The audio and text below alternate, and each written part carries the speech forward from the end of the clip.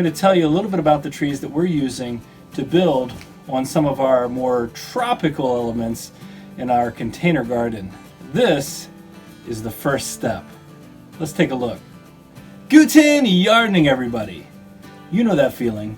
You know what's in the box, but you haven't opened it yet, and you're just as excited as if you didn't know, as if it was a surprise. And I'll tell you, that's the way it feels when you bring in a new plant into the garden. I know you've experienced that before. These two new fruit trees from fastgrowingtrees.com are going to be great additions, great first additions to our tropical container garden. Should we go ahead? Let's do it. Before I open the box itself and show you what's inside, I should point out that this is a 4-foot long box, 4 foot by 10 by 10, and you can get these trees often up to 6 or 7 feet. If you've never shipped a tree before or had a tree shipped to you like this, instead of just going to a nursery where you might not have the selection, this is a possibility. I want to show you a little box opening hack that you may not know about, something that I learned about in my younger days. If you have straps like this, you don't need scissors. You flip it inside, pull, and it pops right open. So we're going to do that and get this box open. If you do decide to go this route of having trees shipped to you, you should pay attention to the signs on the box. This one says it's live plants to open immediately. You don't want to leave this in the box for multiple days. And then there should be a place on here that says the way in which you should store this until you open it. And this one says lay flat with this side up, kind of like a popcorn bag. So we're going to place this exactly as suggested before we open the box. Now typically when they ship these plants, one end has the roots. They don't mix and match there, and I can tell by the weight that that end doesn't. So this is where the roots are, and here's the moment we can reveal what's inside. Let's carefully pull these out and take a look at what was shipped to us. I'm going to get the box out of here, and then I'm going to tell you what these are. Before I talk about the type of trees that we bought, I should note that when you buy something online, what you get when you order is a tree of a certain range and height. And of course you're buying this sight unseen, so we don't know exactly what we're going to get appearance-wise, but we know, for example, that this tree is supposed to be between 3 and 4 feet tall from the base to the tip. And I just measured this one, and it's right at 3 feet. So, as advertised. It does look a bit like a stick, that's true, but I promise you, there are branches waiting to develop out of what we have here. And what we have is the American Persimmon tree. The American Persimmon. This is actually the second persimmon tree that we bought. We had one that we put in the ground a few years ago, and that did not work. We live in Zone 5, and while this is technically primarily a Zone 6 through 9 plant, they do say that this type of persimmon is hardy up through Zones 4 and 5. But that being said, our winters get pretty rough, and I don't want to risk it again. So this is going to stay in a container. What should you know about the American Persimmon tree? In addition to the fact that we don't live in the best growing zone for this, to have it outside, one of the other reasons why we're growing it in a container is because if left to its own devices, this tree could grow 50 feet tall, and we definitely don't have that kind of space. And we're going to make sure that the pot is about twice as big as the root ball structure. The pot that this came in is probably about, I would say, 2-gallon container. So we're going to go bigger when we pot it. We'll pot it up a little bit. But we want to keep this plant somewhere in the neighborhood of 6 to 8 feet tall because we're going to keep it inside. And one of the benefits of having it in a container is in the cold, like now in the cold of winter, we can keep it inside in an area like our grow tent where we have the space. Look at all this potential development up top here.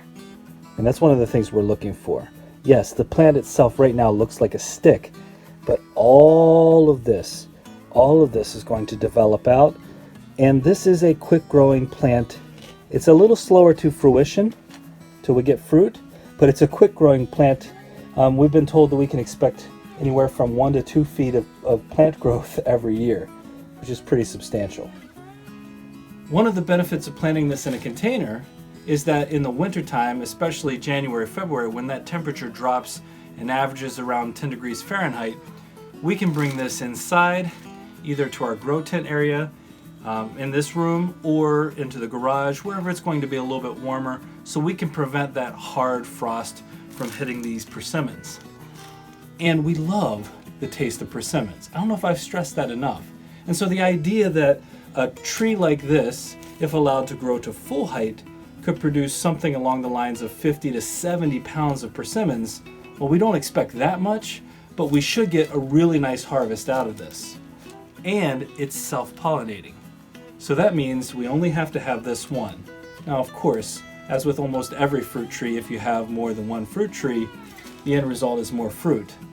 But the more we learn about this, the more we understand exactly what we need to do to care for it, the more confident we are that this is going to be a great producer of a delicious fruit.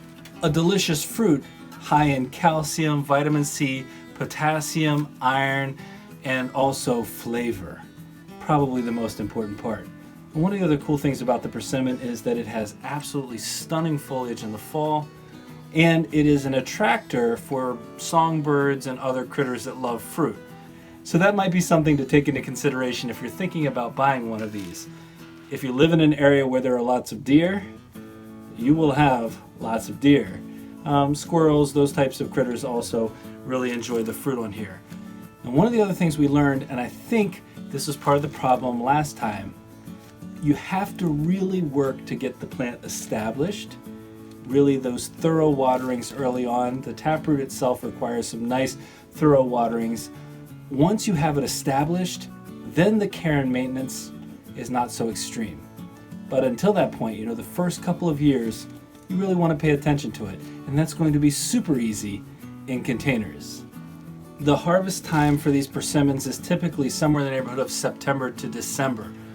And we're in December right now. But that means once we have a full growing season in and you see how much this has developed, because we will definitely track this plant over the course of this year, then we should start to see what it looks like in full bloom. And my understanding from the pictures I've seen is that the blooms on these are beautiful.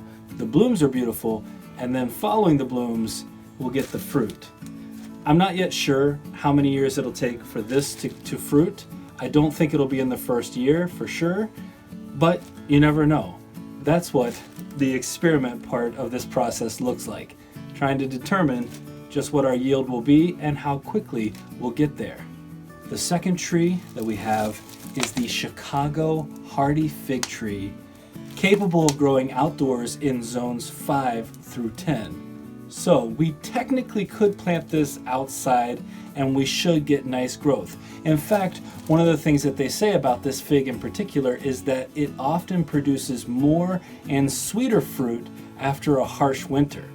I guess some plants are like that. But this fig is also going to go into a container. Again, we're going to be able to control the height, the growth of all of this, and move it around as we see fit. And depending on how well we take care of the plant, we could see fruit develop after the first year. Now, if we allow this plant to grow to full size, which is about 15 to 30 feet tall in the same width, we could get upwards of 12 gallons of figs in a season. 12 gallons of figs.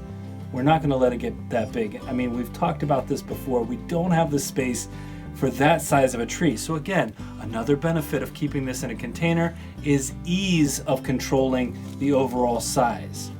And again, it doesn't look like much. This is in a 2-quart container. That's what it came in. It doesn't look like much now, but this is another one of those plants that can develop quickly.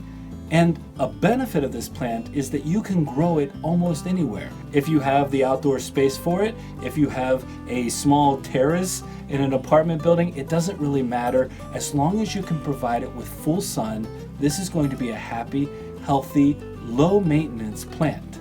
And so we're really excited to grow these figs for the first time. Just like the persimmon, this fig is also self-fertile. So we only had to buy one of these figs. And also like the persimmon, if you had more than one fig, you would probably get a bigger harvest. But one of these plants is going to enable us to see what it's like to grow and harvest some delicious organic figs. One of the other cool things that we read about this fig on the fastgrowingtrees.com website is that typically it doesn't need to be fertilized. So that makes it even simpler to grow. They did suggest that if you did fertilize it, you use some sort of 10-10-10 fertilizer, but I mean, not having to do too much maintenance on a tree like this that's going to produce organic fruit, that sounds just fine to me. So in addition to our lemon and our tangerine trees, which we have in our grow tent right now in containers, these two trees are the newest additions to our container, our tropical container garden. And they become the next step, the next set of experiments in a long line that we hope continues in the years to come. And boy, are we excited to see what happens next. If you've ever bought a tree online before, we would love to know your experience. Maybe there's a place that you prefer to order your trees from. So far, so good for us in our past few experiences. Both of these trees have a 1-year warranty, which is an added benefit. So if they're not growing and developing after 1 year, we can get a refund or they'll replace these trees. And that is a fantastic warranty because typically after 1 year in, you kind of know what's going on. If you've had experience growing trees that you've purchased online, we would love to hear about it. We would love to know what worked well for you. And if you've tried growing fruit trees in an area that wasn't the zone they should be grown in, just like we're trying to do, we'd love to know about that as well.